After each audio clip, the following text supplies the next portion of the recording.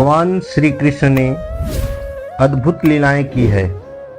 वह दुष्टों का संहार कर उन्हें उद्धार किया, साथ ही दीन दुखी पर अपना कृपा सदैव बनाए रखते हैं।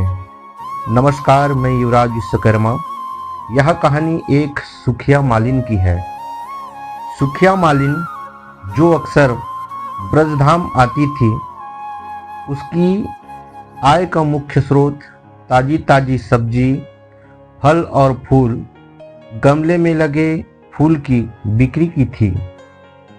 सुखिया जब भी गोपियों से बातचीत करती तो ब्रज में नंदलाल के बारे में कहानियाँ सुनती। जब सुखिया को बाल कृष्ण के कारनामों को सुनने के अलावा और कुछ भी पसंद नहीं था, उनके मन में भी नन्हे कृष्ण की झलक पाने की लालसा थी।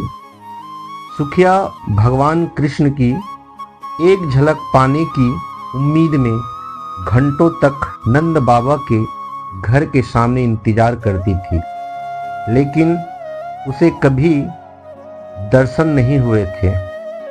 भगवान कृष्ण तो अंतर्यामी है, वो हर बात जानते हैं। जैसे ही उन्हें पता चला कि सुखिया उनके परम भक्त में से एक हैं, सुबह नंद महल के सामने प्रकट हुई और कहा, फल ले लो।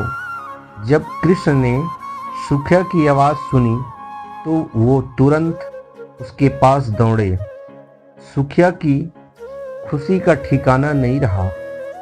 उसने सामने देखा और नंदलाल को अपना सामने खड़ा पाया। छोटे कृष्ण को सुखिया ने अनेक फल दिए।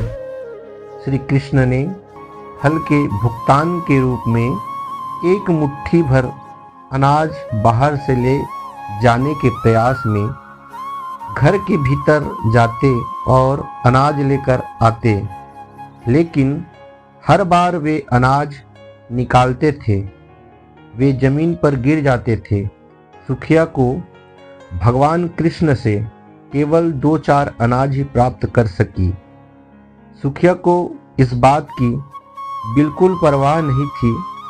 इससे वह बहुत प्रसन्न हुई कि वह परमेश्वर को कुछ फल दिए, जिसे उसने अपने हाथों से तोड़ा था, और भगवान ने उस फल को खाया।